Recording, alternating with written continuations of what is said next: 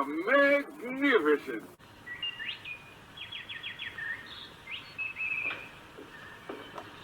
Good morning, Colonel, sir. Shine bright today. I hear down at the village, prices is picking up, and it's a big year for cotton. And heroic, a charismatic superstar who leapt off the screen. Men wanted to be like him and women wanted to be with him. But in real life, he was complicated, longing for recognition as both an actor and writer.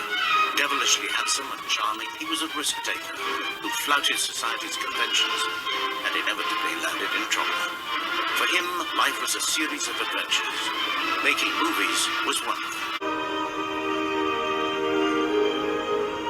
I find I'm so excited I can barely sit still or hold a thought in my head. I think it's the excitement only a free man can feel. A free man at the start of a long journey whose conclusion is uncertain. I hope I can make it across the border.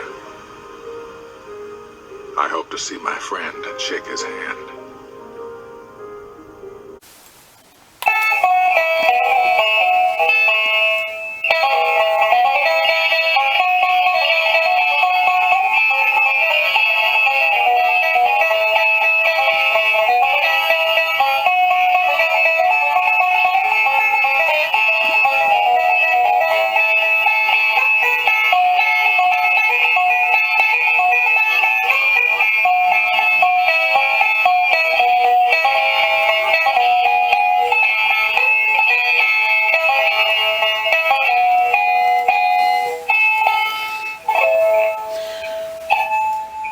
Well, this is Colonel Braxton Beauregard Burlique'S the Fifth, adventurer, treasure hunter, swashbuckler extraordinaire, at your service, madam. Well, today's talk is going to be on part 2 of Military Review's champagne decal scam. In this part, and I consider this a very important story. To me, this is probably one of the biggest things in frauds in the Third Reich memorabilia since the Hitler diaries. And you know, even though it's happened a few years ago, I think Military Review is right on the money, doing an in-depth investigation interviews on this here topic. And he did excellent work on this, very excellent. He interviewed people, he did his investigation, and I thought it was great. And in this part, he's doing his interview with this Doug Bueller fella, and it was fascinating. As you can see, it's an hour long. We lost our screen there. We lost our screen there. Let me just kind of adjust this thing here a little bit. Okay, now let me put this here back. All right, now this interview is like it's almost an hour long. I would encourage you to watch this at your convenience. I'm not going to go through every single minute of it. I'm going to try to hit some of the high points. We're going to kind of skim through it, hear some of the background and analysis and what actually occurred. I think he's a great witness, this Bueller, and I'm fascinated by it. So let's start the video. Let's start the video here. Hello, my friends. Welcome back. Yes, welcome back to part 2 of this champagne decal scam. A chronology, a sit down with Doug Bueller, and the man who exposed the scam, the man who brought it all to light and sort of blew up the champagne decal. So very, very fortunate to sort of have Doug come forward and want to speak with us, and I'm very, very appreciative of that. A little bit of housekeeping before we get into things, of course. Well, it's Thank you to everyone who's a patron. And that's good you're supporting him. The first part here, he goes through his background. Like I said, I'm a bit of a collector at heart, and he is. A family. And hey guys, hope you've been enjoying this. This is all mixed up. I should have been a little more organized here tonight, but I do everything impromptu here at the Manor House. But anyway, Bueller gives his background. He collected other things, and he decided to collect this, World War II helmets, and he got into the SS helmets. And collecting, and then I decided, I'm going to get into Militaria. Yes, and he did. Look, that's what he had there at one time. What a collection. Pick an era, Danzig. Now look at this. Here to me is probably the pinnacle of his collection. It's one of those, look at that, Death's Head Totenkopf division helmets. And this is incredible. Just let's watch this little pop. I remember when I first saw it. Look at that. Look at that. He actually was able to buy one that was dug, and as you can tell by that shrapnel hole there, that boy, I'm sure, he didn't survive. But look at that. That was ground dug, and they still has the Totenkopf emblem on there. That might have been all stuck together with some other helmets, and that's how that insignia survived. But to me, that's just an absolute amazing find. If I had that, I don't think I'd be selling that anytime soon, but what a great find. But let's let the boy, he bought that. I think it came out of Czechoslovakia. But let's continue on here.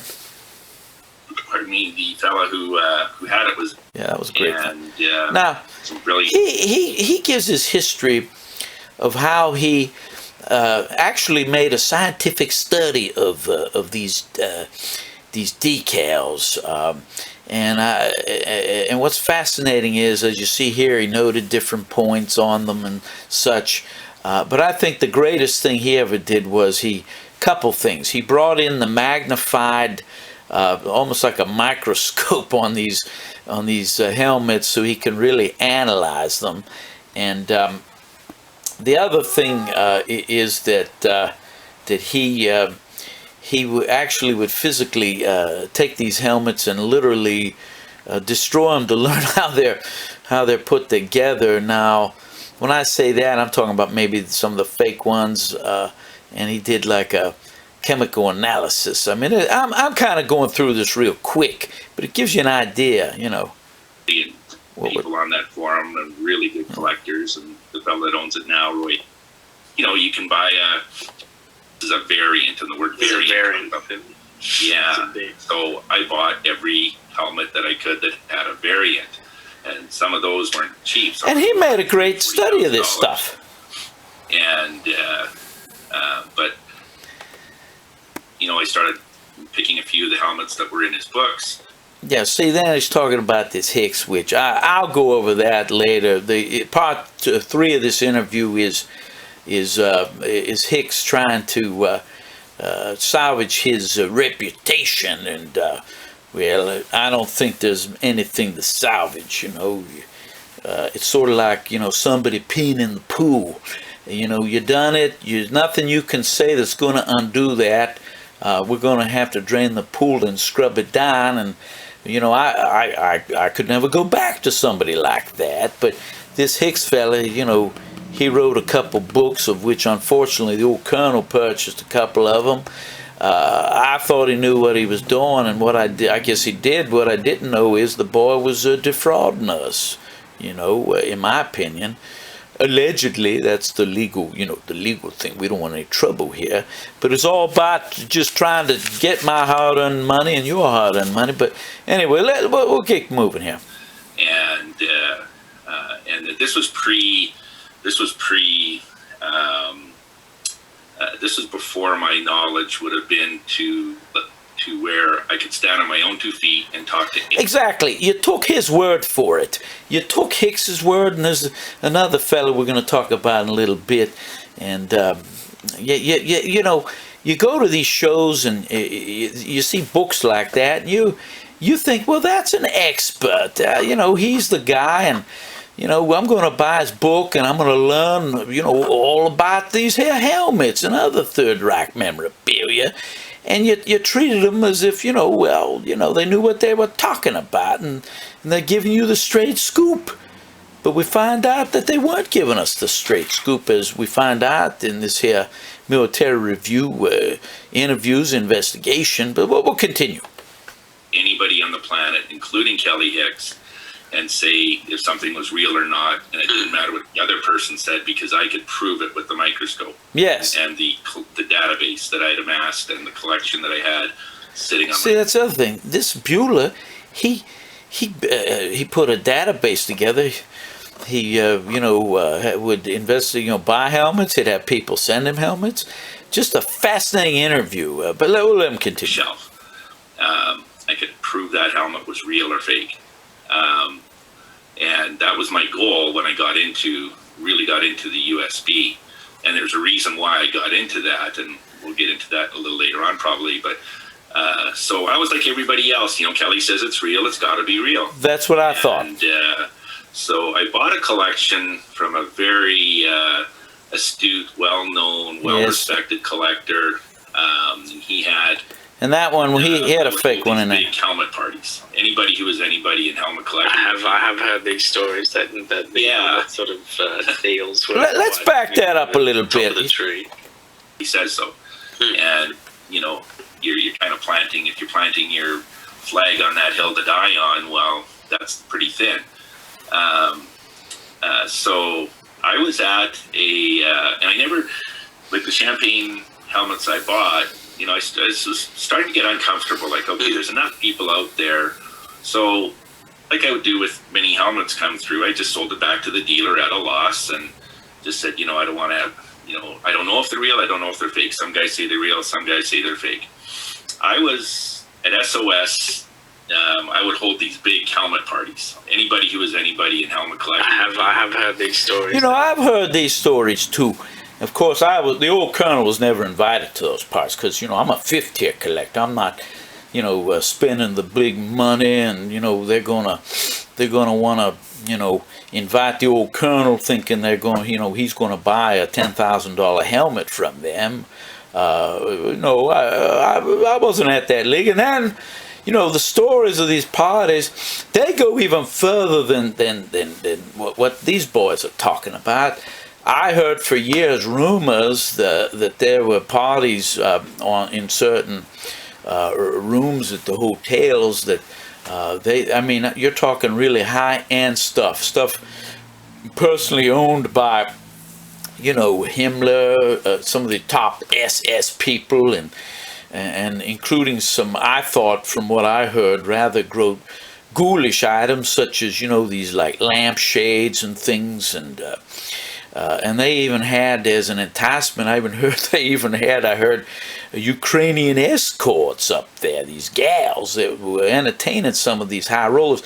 But I can't prove that. I know I talked to a guy who claims that he was at one of these shindigs, but I have no first-hand knowledge of that. But I know these boys, they had, all the top-tier dealers and collectors, they would get together at the hotel and they would trade yarns and, information, and, it was interesting to hear about that.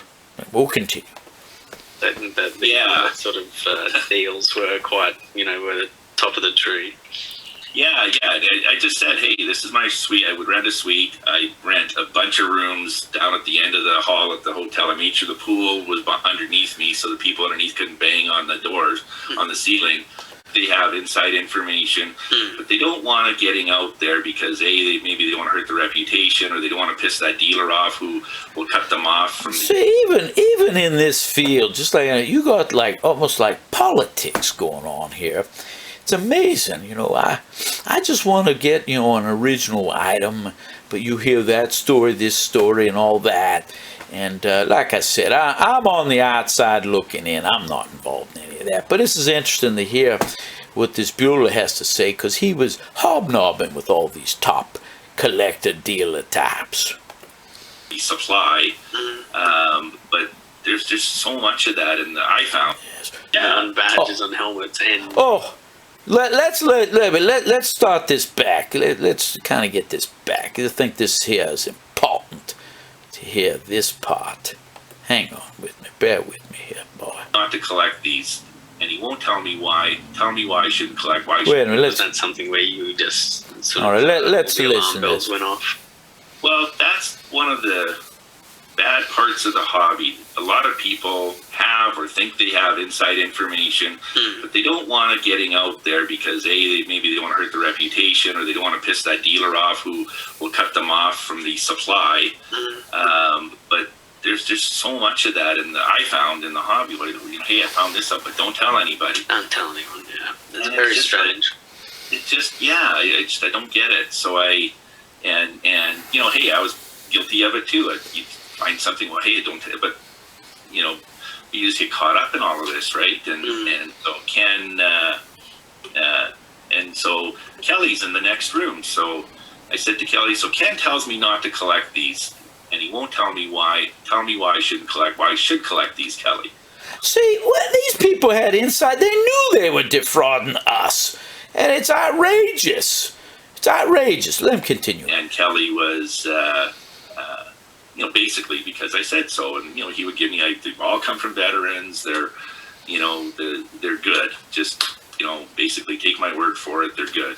I know what I'm talking about. Ken, he's just not comfortable, and it was a bit of a chuckle, and I know they're friends. I know they go way back, and so I said to myself, I left SOS with a real foul taste in my mouth. I thought, okay, the two most respected helmet authors out there, because they both had books, they were both had dealer websites. Yes, and you know what? This is what really pisses me off, okay? I was one of the sorry suckers that bought that son of a bitch's book. Look at this. I even have, let's see, what year was this? Oh, this was like, I guess, I don't know, 2009 in through there. I'm looking at this here book, and look, the son of a bitch, he even autographed for me. I should have known right there. Look the way he signed his signature. Look at that. That shows he's a shady son of a bitch. What's that, like an arrow with ... for all the three? I guess that's the three. Yeah, that would be the three eyes. And you know what, really, and I had it, and then I don't know what the hell I did with it. In those years, I would go to the shows, and I would load up on books. I'd even have me a special little cart that I'd go around, and there were like there were actually two top book dealers, and there was another guy. He had some new books, he had some used books, and I would buy, I'm not exaggerating, I would buy hundreds of dollars worth of books, reference books on this stuff. And then you'd run into some of these boys. They'd have a new book come out, and they would sell it. And I didn't realize this until I have so many books here at the Manor House. I went through. I have them stacked up to literally the ceiling in the library. But what I didn't realize was that this really makes me sick. I actually I bought 2 damn copies of this goddamn book, and the other one, which I don't have handy, I don't know, I think I re-lost it here, but the son of a bitch even did a dedication to the old colonel, and all the while that son of a bitch was signing these books, selling them to it, and they weren't cheap. Look, that's an R. James Bender book. And I bought every one of these new. And they were money. Each of these would be at least $100 a throw, I believe. Very expensive books, quality printed books, but unfortunately, the son of a bitch put shit in there, the fakes, as Bueller reveals in this here interview. But we'll continue. Making copious amounts of money off the hobby. Oh, a lot. And one guy's telling me to collect them, and he won't say why. And the other one was telling me to collect them, and he ship it back to the dealer. And every one I looked at, I just became less and less comfortable with it. Yes. But there was no smoking gun. Not yet. Yes. Yeah, not yet. He did find it. This helmet, the single champagne decal on it, and the story on the champagne was it was like a boutique poker decal, how you pronounce it. That it's yeah, that's real or not, as far as I can. That certificate of authenticity isn't worth a goddamn. It's worth nothing. But one thing when Bueller gives the interview, maybe it's because he's from Canada, he to me, he's pronouncing decal as deco, like Art Deco, it sounds like. But if you watch the interview, you'll hear him say that. I believe he's saying decal. But let's continue on. Remember, again, this is going back many years, but I got my from these other collectors were all painted. Yeah, look at this. At the time, Bill Shea, who, price be damned, he's expensive, but he's somebody that I've had a good relationship with. And he published a book on kind of the story of a bunch of his, and there it was, another M35. Bill had sold me that helmet. It came from Kelly, went to me. I sold it back to Bill. And Bill put it in a book. And I said, Bill, I wish I would have known that helmet was going in your book, because that helmet's bad. I said, I am 100% convinced it's bad, looking at my old photos now and knowing what I know now. Can you imagine that? It's in a book and they find out it's bad, but we'll kind of continue on here. That I did that. And I said, why don't you join me in this journey? Let's explore. Now, I'm kind of setting this up.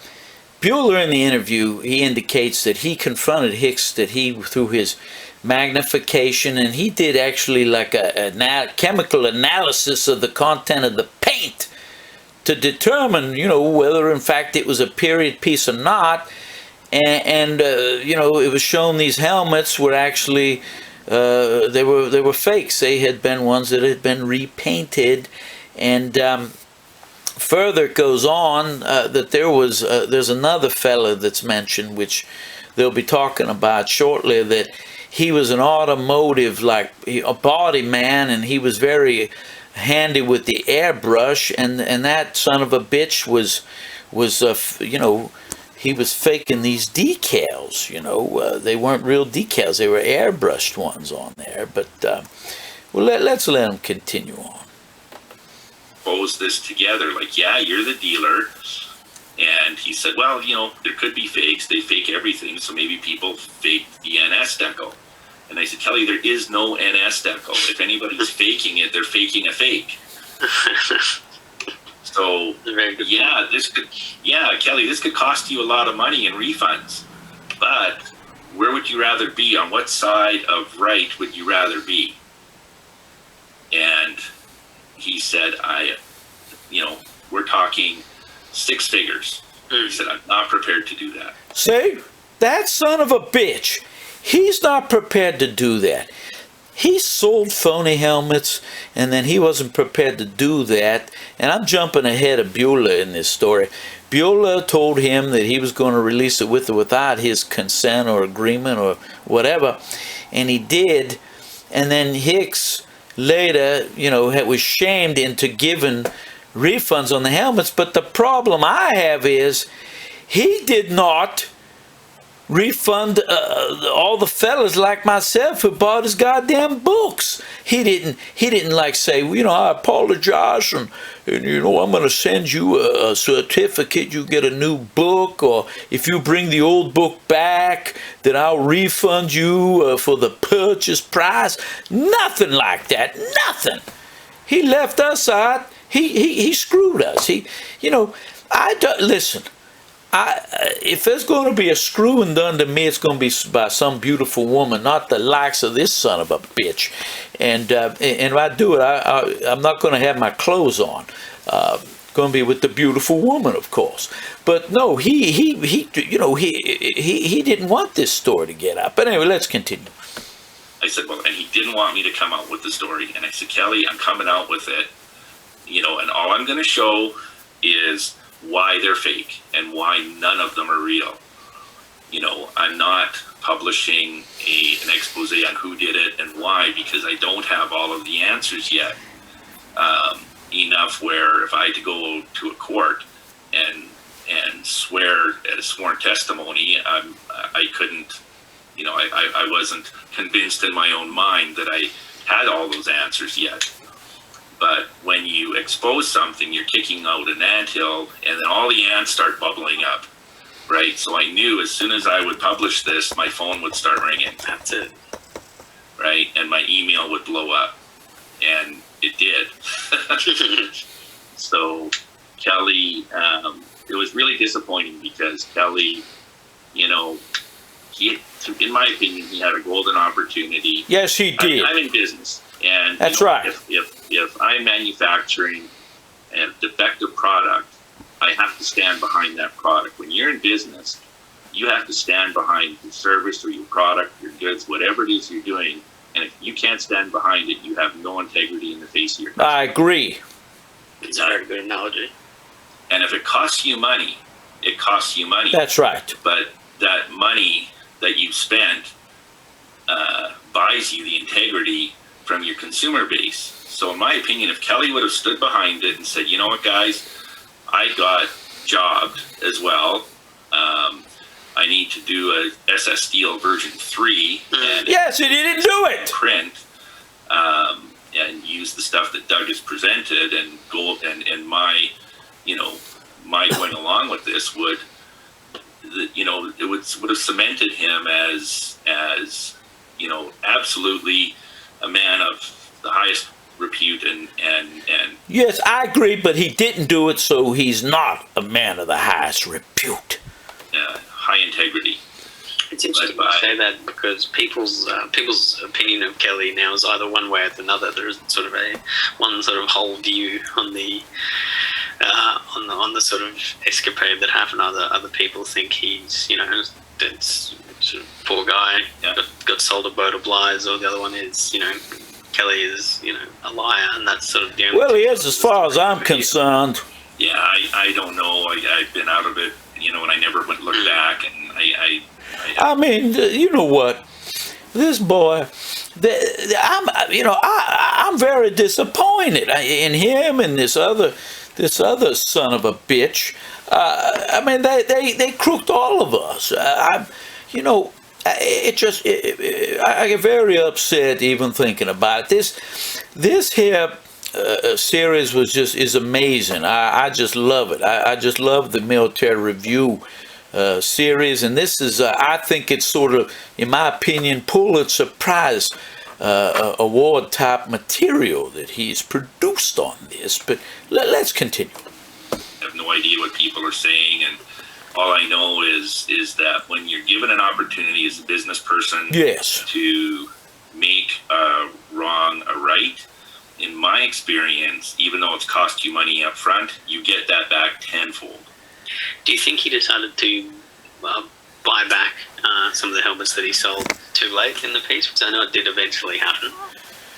Only after he was shamed. Right away, in my opinion. Only after he was shamed into it. You know, I can't speak for Kelly what the motivation was. I know. You know, sadly, the ultimate sin in the hobby is greed, and the lure of money, and the second one is ego. And I think Kelly at the time, I don't know how he is now, but I think he just got caught up in the dollars and the ego. I agree. I'm the king of the castle, of the SS Helmet Castle. Yes, he thought that in this SS Helmet thing that he was the cock of the walk. But you know, this Bueller and this whole story, it proves he's not cock of anything. Anyway, well, let's continue. And so much so where there were dealers that would only give a collector a refund if Kelly said it was good or bad. He was that top of the tree. Yes, he was. And I had another appointment, what he said that was good. Need more time looking at and find out what, you know, really. Oh, wait, there's one. I love this one remark here. And that's how he got caught up in all of it, was his lack of what's the word? Research or lack of sort of due diligence. Well, yes, his due diligence.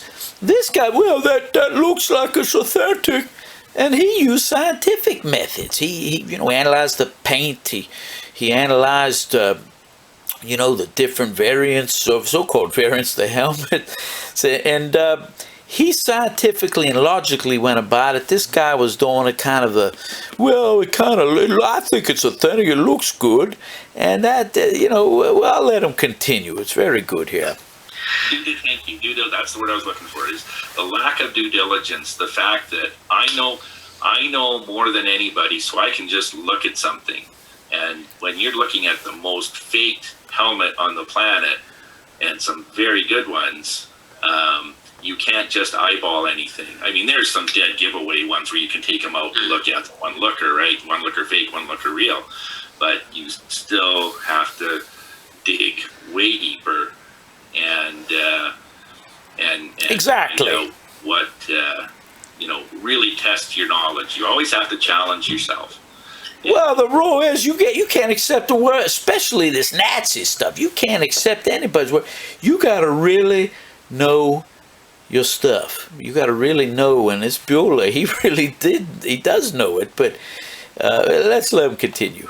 And make sure that you're doing your due diligence as a collector, as a dealer. And when Kelly was the top dog, he has a responsibility to the hobby. Absolutely. To make sure that what he's saying is in fact accurate. Doug, let's when everyone was fairly certain that Kelly was selling these, but obviously it was. Look, he's getting now. Military Review's getting into who actually produced the helmet. This is something here. This is a very interesting part of the story. Making them, but over the years, it's become quite apparent to most people that Eric Dolan is likely the person who actually originally created the champagne. Now, here's the thing. They go on, they talk about this Eric Dolan. We haven't heard a peep from this guy. And in the interview, they'll say, well, they were saying, Hicks was saying, the person was doing that. He's dead now. Listen, unless I see the son of a bitch's body, I don't believe it. I don't believe he's dead. I think everybody got on to him, so he went to ground. He's not going to any of these here shows. He's not actively at least selling them under his name. But this is the guy I was mentioning earlier. He's the auto body guy who's into the, airbrush. So instead of, airbrushing a picture of a naked woman on the side of a van, he decides he's gonna do the SS decals, and as you can see, there's other handiwork the boy did, faking these like veteran bring-back helmets with the names of the units and such. I'm sure you all have seen those at shows over the years. I know I have, but let's continue. Campaign decal, the person with the experience too, the person who actually was very good at spray painting. What's your view on that sort of part of the sort of don't call it a scam, but part of the sort of story? Oh yeah, well, his name kept popping up, and he was in the first edition of SS Steel, and as you noted, his name got pulled out of the second one. I was wondering when that would become public. And then the whole bit about the spray painting in SS Steel, but his name would just pop up, but there's no proof, right? No proof. But you start digging on him, and you start researching who this person is, and okay, he's a auto body man who's in quite adept expert, I guess you would say, at spray painting. And where does he live? Well, he lives in Illinois, or he did at the time. And how far? Who else lives in Illinois? Ken Yarwitz lives in Illinois. I talked to Ken once, and he denied knowing who Eric was. The whole thing about the champagne, I think in 2014 or 2013, I was really digging, and I was looking again, how's this name connected? And Ken said, "Oh, you don't have to worry about it, the guy died." And I go, I've heard this many times as well, yeah. Yeah. And I said, okay, Ken, well, you told me never to buy them. You won't say why. Now you've given me a little more, saying, well, this was the guy who was faking them. So why protect it now? Blow it open. Tell me, or tell on the forum, or tell somebody who will publish this, the story of these, how these came to being. I mean, we all know they're fake now. That put to rest. The challenge now is, how do they get we know how they got to market, primarily through Kelly. So where's the connection? And you say that you know the guy and he's died. Well, he's gone. So bullshit. Now. And he just said no. He promised he would never tell. Imagine that. We have this son of a bitch who wrote this book that the Colonel personally met, and he autographed the goddamn books for me, that this son of a bitch, that he's in league with this prick. I mean, pardon my language, but that's the way I feel, and y'all gotta realize, I'm sure y'all would feel the same way if you bought the son of a bitch's book. I'd like to take this book, I'd like to whap him right over the head with it. But anyway, let's continue. So another one of these, I can't tell you. Can't tell you, yeah, exactly. Yeah, and so. But they go on here and look. Here's this was son of a bitch. In contravention of how to run an auction. That's why I called it an illegal auction. So anyway, this guy. This is what a crooked son of a bitch he is. He's like running an auction, and he had some phony helmet, and he had phantom bids, and interesting. And anyway, it was a helmet that I had to have, and so I just played along and said whatever. I particularly want this helmet. Won the auction. Not long after, I got this phone call, and this fellow identified him as a close friend of Ken's. Ken was over for dinner and was bragging how he took this collector up in Canada with his fake auction. Yeah, and the question was, he bragging to people that did he fool the old Colonel selling him a book with his phony helmets in it? I wouldn't doubt it. And had me bidding again. He said him and his wife had already kind of had it with him, and this just disgusted him. And he said we took the step to call.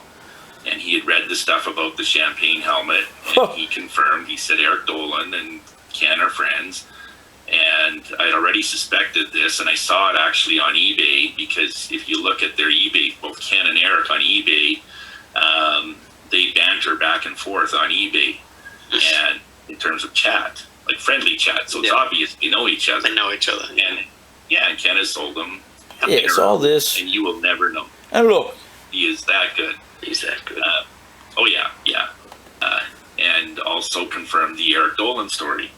Helmet Now look, that he's seen before the decal. This is a great part of the. I love this part of the story. Okay, it shows here. We got this son of a bitch. He has the helmet. He has his buddy who's in the auto body, doing the airbrush, and then he produces the phony SS. Airbrush decal, and then what they do, then they'll get some old man to go into the Militaria show. I guess like he would possibly be a World War II vet or whatever, and then he'll go in and he'll sell the helmet to Hicks.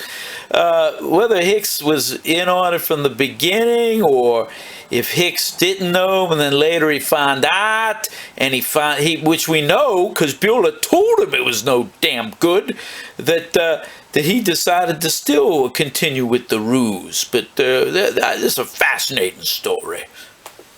A heap of times, and he just takes it as original because it's in his books, and that's just how they keep rolling onto. Yes, they do, because then you got this guy.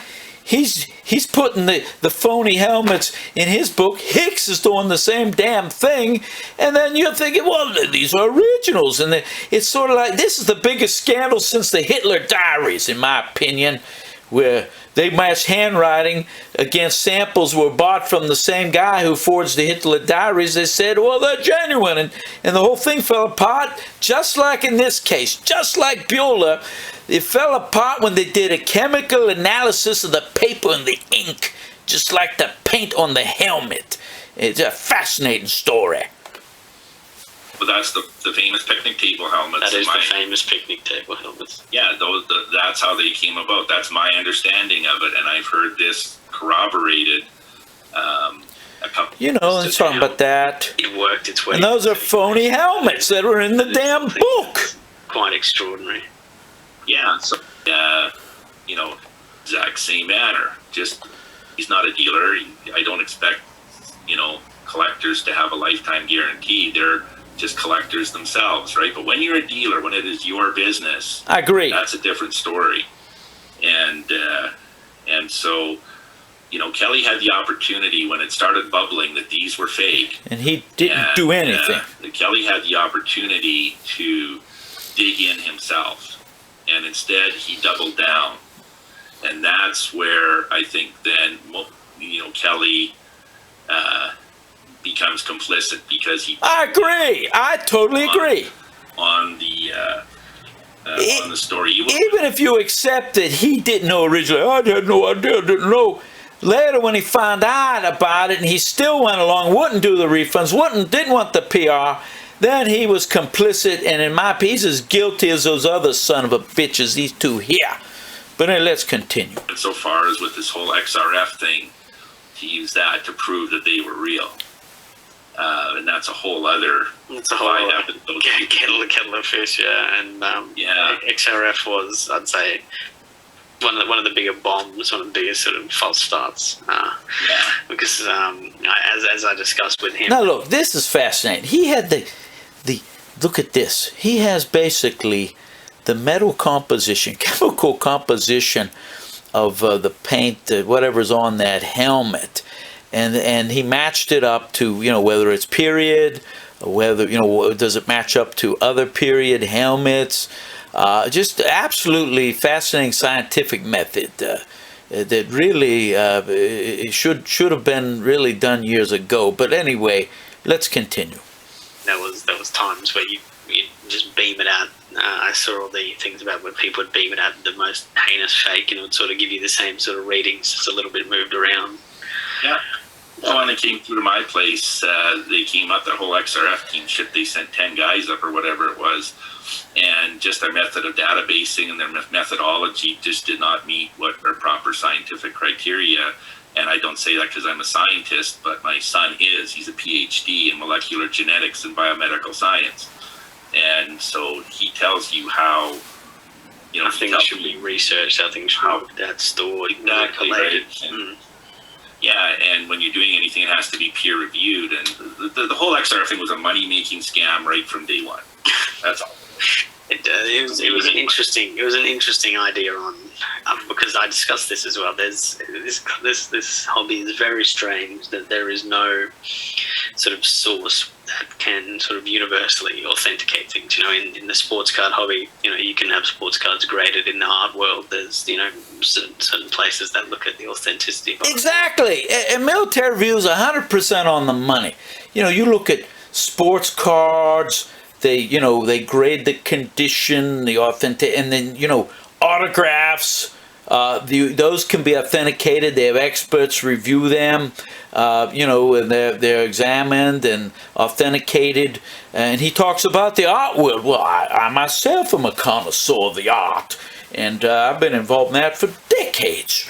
And they've always done like chemical analysis of the paints.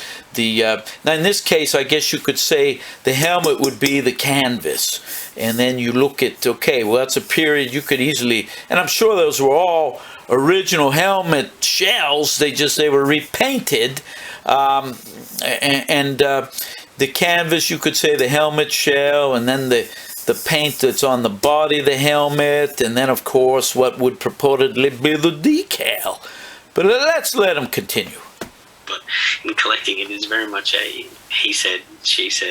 Yes, hobby. It's almost a hearsay sort of hobby. Oh, it is. I was thinking once I'm gonna get a table at SOS, and all I'm gonna do free of charge, I'm not gonna charge anybody, is just come and bring me your I wish he would have done that. ESS helmet. He could still do it. And I'll have a look at it, and I'll tell you where it fits in the database. See, I think that is a very worthwhile sort of idea to take on. I think you wouldn't get out of there alive. No, it would just shuffle more feathers. And, yes, listen, he's right. Yeah, you wouldn't get out of there alive. I had one guy, somebody was looking at a helmet and wanted my opinion, so it was a friend, so he dragged me over to this dealer table, never seen or heard of this guy before, he's an older guy, and I just said, sadly, I just looked at him and just shook my head, no, and this dealer I thought he was going to come across. Oh, I've had that. I don't understand it. People in this hobby get so incredibly defensive. They do, because obviously there's money attached to it. It was a hobby that used to bring people together. Now it's very easily to get divided. Oh well, the kind of money that's being charged, yes, and that's the problem. Like you say, there's no grading index, or there's no authority. That's right. And and that's why if you really want to become an expert on something, you have to, or on something, you really need to. I mean, my wife thought I was insane. I mean, I had 100 SS helmets on the wall. What's the difference between these?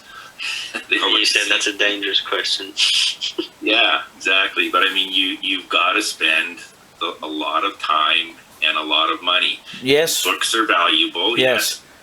But you need to have the real items in your hand. Oh, no question. Have an understanding of what the techniques and the materials were at the time. Oh, I absolutely agree. Application and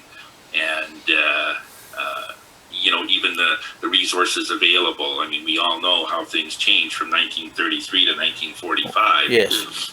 What they were using in 1933 or 1939 could have been a whole lot different. It's completely different to what's being used in 1945. Yeah, towards war's end, things had changed quite dramatically, and there was a lot of ad hoc, and again, the dealers use that as a, how many times do you hear the word late war? Late war, yes, late war. When you can't explain where it comes from or what period, it's late war. Yeah, I just a rule. If you hear late war variant, walk away. If you hear late war variant, guys, that's where this episode finishes up. Doug has very kindly agreed to come back and speak again on the topic in the fourth part of this four-part series now. So the next interview coming the next few days will be Kelly's response to the video, who's very kindly come forward and agreed to talk to us on the hobby and give his views and his side of the story. So guys, I hope you enjoyed it. I did enjoy it, but let me say this. Unfortunately, Bueller did not respond to Kelly Hicks. There wasn't a fourth part, at least that I'm aware of. Hicks went on. I'm going to cover that in the next one. But this Bueller, I like him. I really like this boy. He was an honest fella, came into the hobby, and he applied scientific methods, which, you think about it, none of these other boys did that. And, I can tell, I've been involved in this for decades, and over the years, there's certain people, collectors, dealers, authors, that they've achieved what, I would consider sort of like this Hicks did, like rock star status. They were recognized as the top expert and the guru, and in the books, and I was guilty of it. A new book would come out, these boys were up, I was there and first in line buying it, and I thought, well, the books are going to help me learn. I'll have something I can study and learn about it. But what I didn't count on, these boys were putting their own fakes and forgeries in the reference books, and so they could perpetrate their fraud. And again, hats off to Military Review. I find his series just fascinating, and as my viewers know, that yes, I like the boy. I think his work is fantastic, and it gives an old man, something to do at night doing these here sort of videos. I really enjoy them, and I look forward to Military Review's future videos, and I'm going to do the Hicks video in the near future, and I'm going to try to catch up on some of the other things that reviewing Military Review's done, and some new things I'm going to be doing. And I appreciate you all stopping by here to visit the old Colonel, and I'm going to have the banjo player sign me off.